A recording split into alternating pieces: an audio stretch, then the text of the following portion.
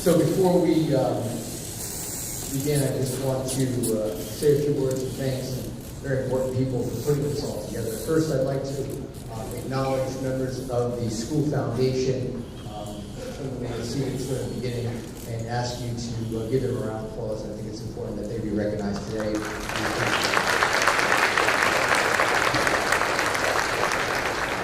We also have some members of the Florence One Schools Board of Education that are here today. If you would just raise your hand, please stand and be recognized. That's in there. Give them a round of applause. Behind me on the screens, there are some really important people that sponsored this unbelievable event. And without going to each of them, I want to just be able to recognize each of those sponsors that made this event possible and continue to hopefully to support us as we move along this journey of improving all of our schools in our district. Part of this event, these events don't come together easily or without someone doing a lot of work. And I think just being here a month and seeing how this event has evolved, I think it's important to recognize Ms. Debbie Heiler, who works probably late at night, early in the morning like I do as we get text. And if you would please join me in a rousing applause for Ms. Debbie Heiler. We really appreciate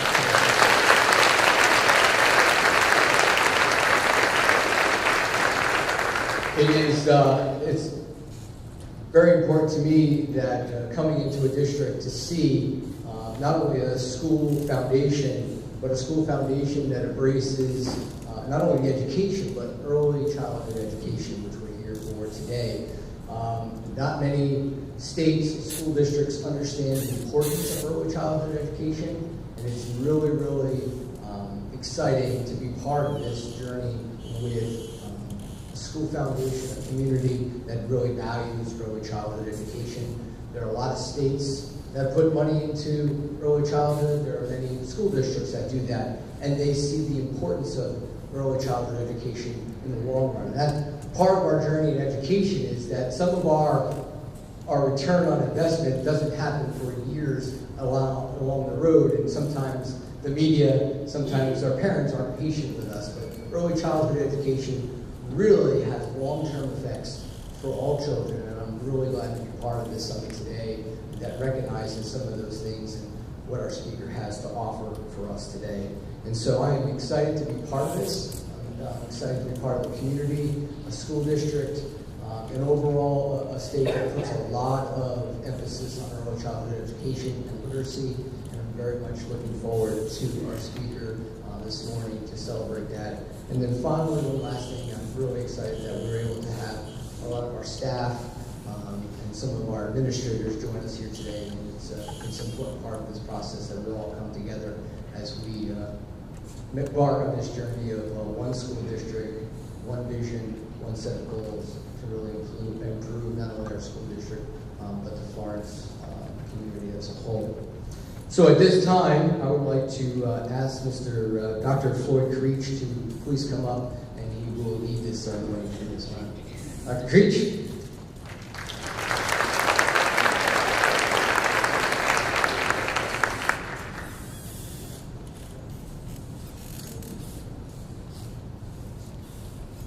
Good morning.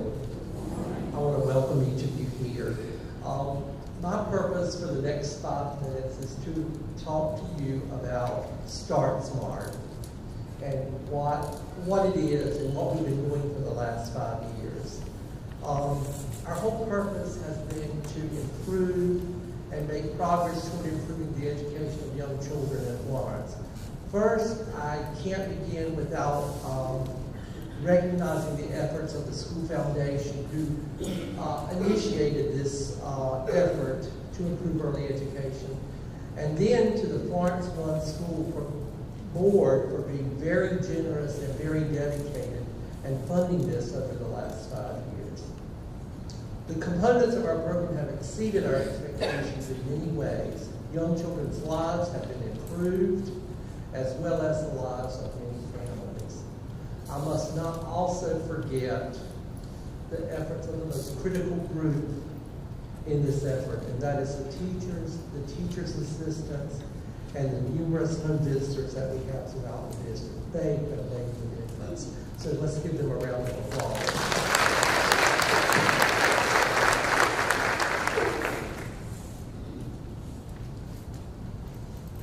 The original and first component of the program was preschool programs, and that's how this all came about.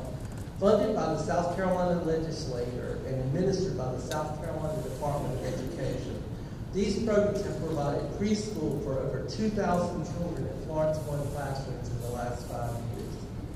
Evaluations by the Department of Social Services, Quality Indicators Rating System, and the Department of Education Early Childhood Division, Early Language and Literacy Measures, places Florence One school classes among the best in the state.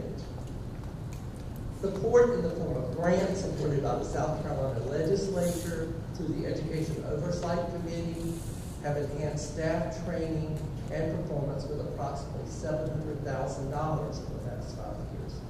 Florence One is the only district to receive funding for 3 consecutive years at the highest level.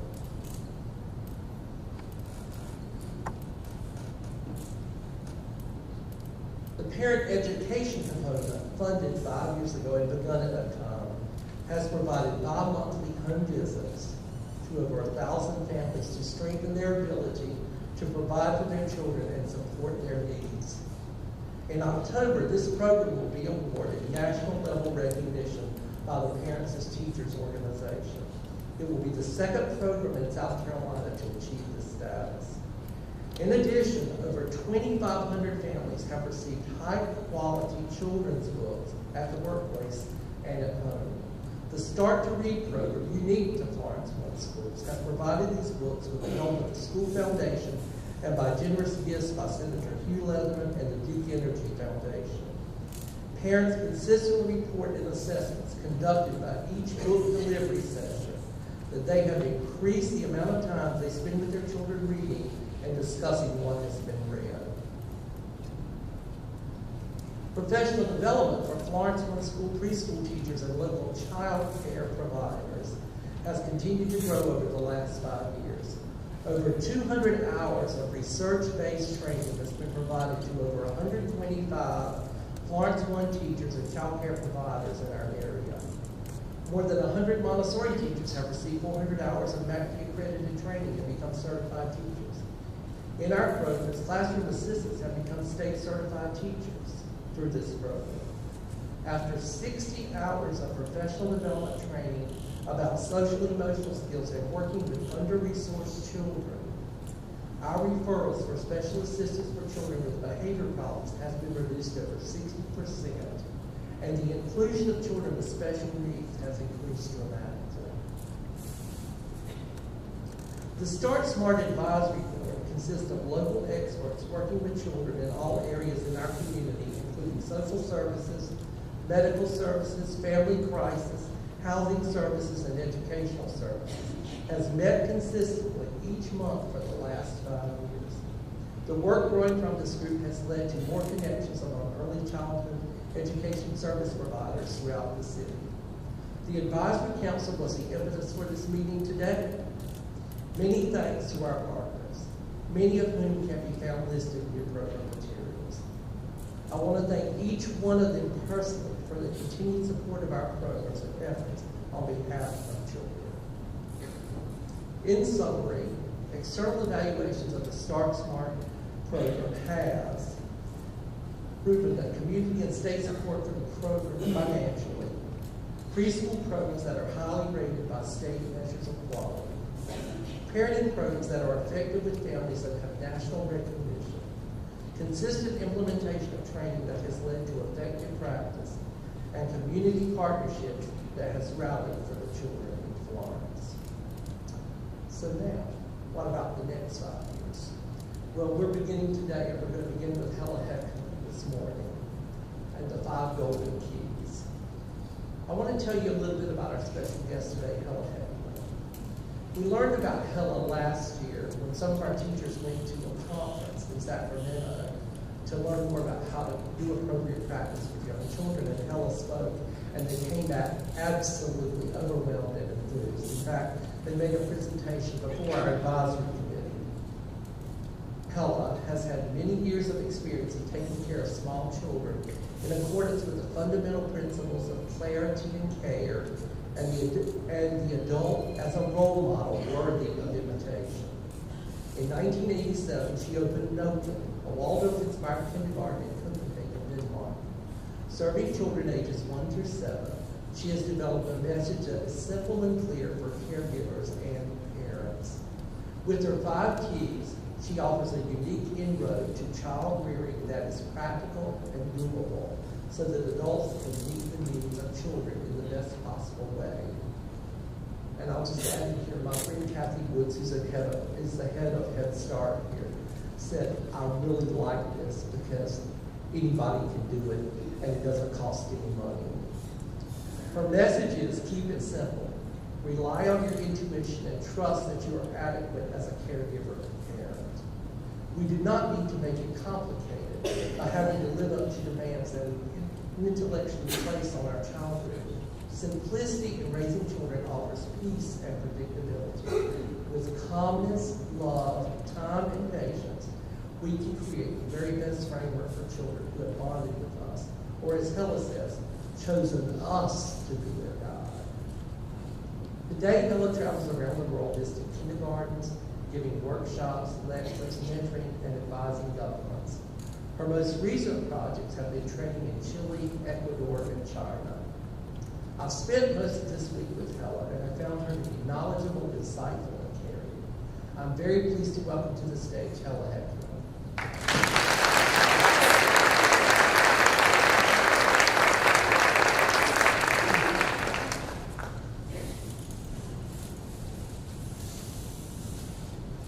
Thank you.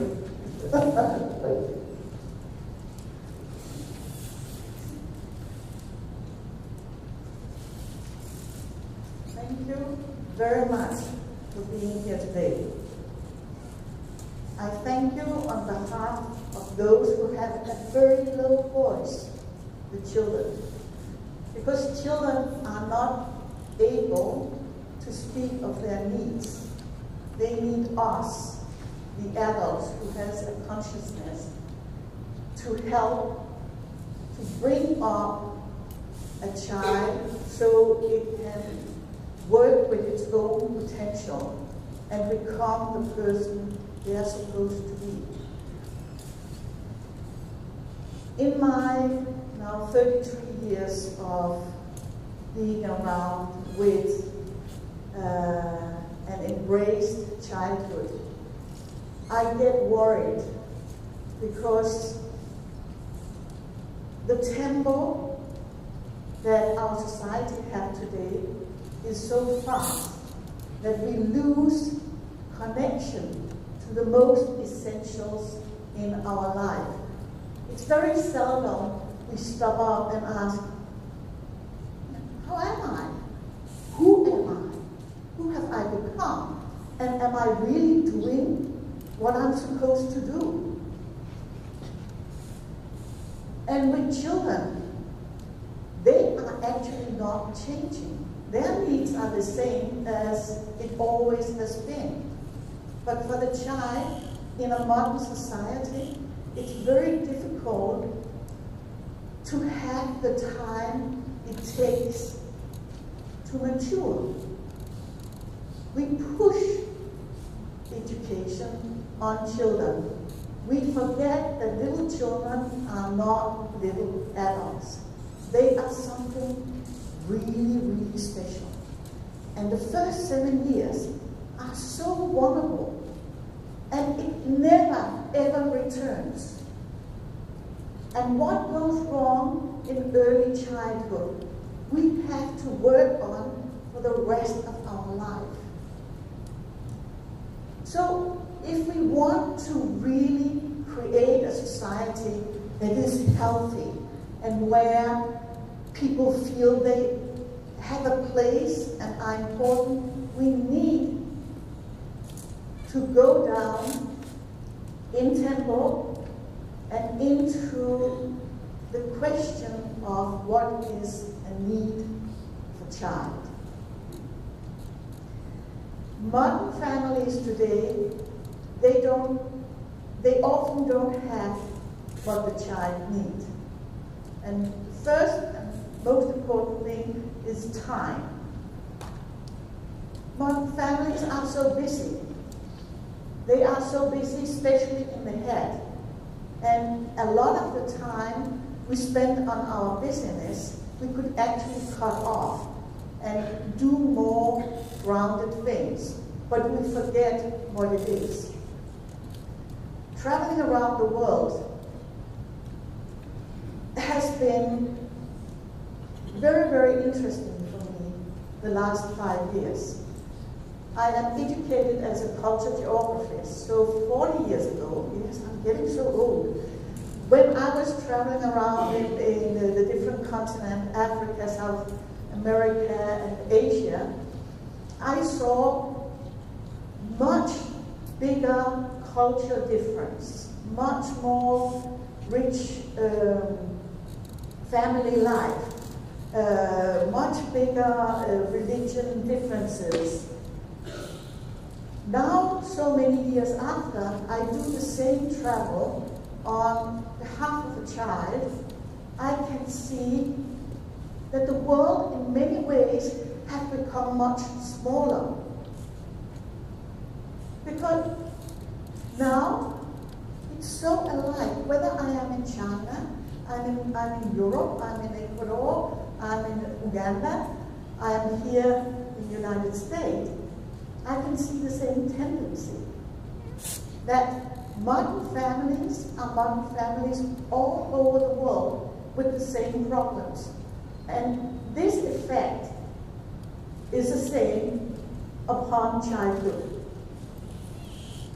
And that's where I, over the last 5 years, has collected questions from parents, questions from teachers, questions from childhood. And I've been cooking a big soup over the fire and put all the ingredients in it and let it boil and boil. And it came down to the essential. And this is this 5 golden keys that I would like to share with you. Very short. But there are books, and it's very good to spend time in your community to talk about it. Because there's not one solution, but there could be very many interesting things to see, well, are we capable to make changes? Because often we first block and say, no, it is as it is, I cannot do something. But actually, you can. We can do nearly everything we want to do. It has a price, yes, but we are capable. You are capable to be in charge of your own life situation. I will start with one of the keys, and I will just tell you that you have to look upon it as a wheel. There's not one key that is more important than the other. They are all deeply connected. And when you start working with one of the keys, it has a huge influence on the other keys. So when I start with sleep, it is very important, but it's not more important than the other keys. Even though sleep is a huge what did you say? I'm Danish, it can be difficult to find the right words. It is a big issue. And in Denmark, I hear often people say, I only need 5 hours sleep, and it is like a fashion. And as less we sleep, as more busy we are, and as more something we are. But in reality, if we do not sleep enough, we are not fit for life. There's an old saying that is, a good day depends on a good night's sleep. And it's so true. All of you who have children know what it is like. when you sort of wake up after not really having slept well, because I want water, and I have to pee, no, I want to go to your bed, and you've been up 10 times, and it's time to get up, and you are like a zombie going to the coffee machine, and hope that the first 10 cups of coffee make your eyes open. Sleep is under-evaluated. You as adults, you especially as parents or caretakers of little children, need to consider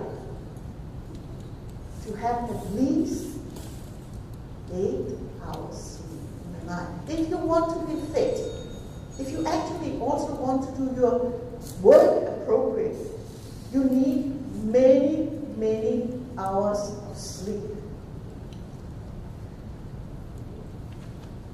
We know from brain science that a long time with too little sleep actually make you not capable at showing social interaction, social caretaking, intellectual study. It has a huge impact on your growth, in your metabolism, in your physical body, and so on. So, as adults, and you have consciousness, and you have a possibility of making a choice, you need really to ask yourself, do I sleep enough to be fit in my life? And if not, what can I do about it? Do I really need to be on the internet, Facebook, I don't know what all these things are named. Do I need to do shopping? Do I need to look at all these movies? Do I really need that compared to the cost of lack of sleep? And often we feel that we are more alive if we fall asleep in front of a movie than actually go early to bed and get the sleep we need. So please reconsider your quality of life in the perspective of sleep. One thing is you, because you are adults, you can do whatever you want. Another thing is children. Children cannot do whatever they want. They're not supposed to be doing what they want, and they are not having ice cream every day. They're not having all what they say they want. But they certainly are not capable to take decision on how much do I need to sleep. And a child under 6 years need 12 hours sleep in the night to be capable of the demanding life we are offering them. If children do not get sufficient sleep, it has a huge impact on many things. It has an impact on the growth of the physical body. It has an impact on development on the brain. It has an impact on their social competence. You say that, competence? It has an impact on mood. It has an impact on eating habits. It has an impact on moving development. And a child do not do necessarily what is good for it. We who are around the child need to teach the child sleep hygiene. When a little child is born, it is totally undrinkable. It takes time for it to learn there's a difference between night in daily. It takes time that we bring it into the life circle, and there is a difference on eating and the time between the eating and so on. Children need to learn to sleep. There do exist maybe 2% in the world who just sleep, and those parents are very, very happy.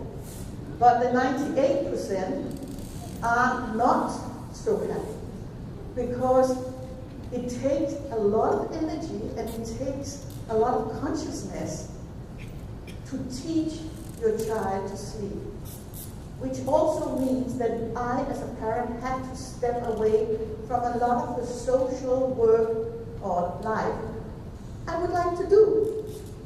Because if I think I can live the same life as before I had a child, forget it.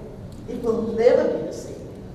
And that also one of the purposes of having children, that we have to change. We have to learn, we have to grow, we have to see values in other things. There was a very interesting science approach that was in New York Times, where they had done a research over, I think, 5 to 8 years on many, many children to see, does it have an impact how many hours they sleep? Because it is very difficult to measure on children. How do you measure it? They're so little and they're so individual. How do we do it? But what they came up with, and they surprised the scientists as well, was that actually a lack of sleep over a shorter period of time made the children having the same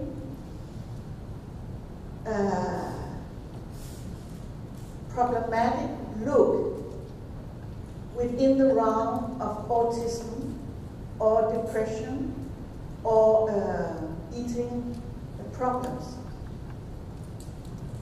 And today we are putting labels so fast on children. And imagine if it is just a lack of sleep that makes those difficulties for the children. We have to consider a long amount of sleep for the children. They are depending on sleep. And worldwide, where I go out and mentoring in kindergartens, I see all these children coming black under their eyes. I even see children falling asleep the moment they step in through the door of the nursery or the kindergarten, because at last they can sleep, or they have been up so late and they have to get up so early because of the modern life, that they are in despair. They need sleep. So improving life quality is really making consideration about daily sleep. And I don't say you cannot go to a family party once or twice a year and you don't get to sleep, or you go on vacation for 1 week and then you disturb maybe the sleep, but it has big consequences if all family knows that. But this really to reconsider, do my children, sleep enough? And what I often hear from families who start changing sleep habits is, wow, we actually have a nice child. It wakes in the morning by itself. Hi, yes, I'm ready, I can go. What can we do today? Instead of, we went to bed too late. You have to get up at 7 and leave at 7:15, for example. And we drag it because we know they're still sleeping, and there's nothing worse than waking a child in the morning. And then You wake it up again and it's crying and it's feeling bad and you are feeling bad and you know the guilt is building up. And many parents tell me, well, you know, if they need 12 hours sleep, 11, 12 hours sleep, I am home 5, 6, 7 o'clock. We have to get up 6, 7 o'clock. You know. Sorry. Count backwards, 12 hours. When do they have to go to bed? Around 7, 6, 7, 7:30. When will I be with my child? Yes. I don't know. I just know your child needs it, and if you want a child who is healthy and who gets something out of its life, you need to make a change. Do you want to change your life? Are you able to change your life? Are you willing to say, well, okay, then I spend time in the weekends with my child and we can have the time there. I have to sacrifice something for my child to get what it needs. There can be many solutions. One of the parents maybe can come home earlier and then they can eat and they can put the child to bed and the other partner can come home and just kiss goodnight. The worst thing is that the child, to meet the need of the adult, do not get fulfillment in its own need. And then you in the family life has an evil spiral where everybody is just getting less and less happy. Another good thing about having children earlier to bed is also that the adults get some free time. If your child will sleep around 7, 8 o'clock, and you have to go to bed 9, 10 o'clock to get your sleep, 1 or 2 hours every evening by yourself. This is nearly not thinkable as a modern family because often you keep the children up so late and you're just longing for your own private time, which you will never get. And when you get it, go for a spa weekend or something, you have bad consciousness. But bringing in a good sleep habit, a rhythmical life, the child is feeling better, and you are actually also benefiting from having good consciousness, because it's good for the child to go early to bed, and also for you to have some time for yourself, and maybe even speak with the partner. Many relationship breaks the first couple of years. In Denmark, 40% of divorces or break of couple happens the first couple of years because people are so exhausted. They never have time to meet each other and talk. But bringing in a rhythmical life where you sacrifice something because you gain other things, maybe also get the possibility for you to speak together. And I feel that's so important. Family life is important. And also all those who are single with their children, it's so important that you also have some time for yourself. And you can do all your social life on the go when the child is asleep. So sleep is a big concern. Sleep is often the key to change the life, the benefit of the better life, not the good life. We will never have the good life.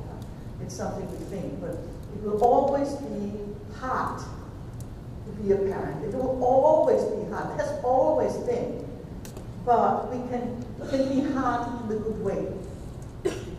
So this really to consider sleep, the impact of good sleep is incredibly important. So that was the first key. The second key is movement. When I, 100 years ago, was a child, we were moving along. We were walking everywhere. My mom and dad never took us anywhere. If you cannot manage yourself, you don't do it. We walked and walked and walked. And when I look upon children today, I see so little walking. They sit. Especially in America, where you love your cars, and you pull up right in front of the supermarket, right in front of the kindergarten, right in front of everything. So you don't need to move too much. You are really making a problem for yourself and for the child. Children, they live in the will forces. They love to move. They love to walk. They love to run. They love to experience. Many boys, the teachers are talking about, oh, they are horrible. They're climbing up the curtains. And I feel yeah, get them out, start walking, let them run. Then they embrace physical activity in a healthy and very simple way. Don't be afraid of climbing trees. Don't be afraid of rolling down hills. Don't be afraid of eating a worm. Don't be afraid of jumping in the mud. That is a need for the child to experience who am I. If you don't learn yourself to know, how can you feel good in yourself? And there's so many adults today who has a very low self-esteem because they were never challenged in a healthy way. There were so many restrictions. Today we have such a controlling world around the children. And of course, we have to be safe and secure. There has to be limitation. And we don't just put them out and say, well, if you are hit by a car, it's just a pity. Of course, we have to have safety around the child. But they also need to be challenged. They need to build up muscles. If you don't use your body, you don't get muscles. Many children, when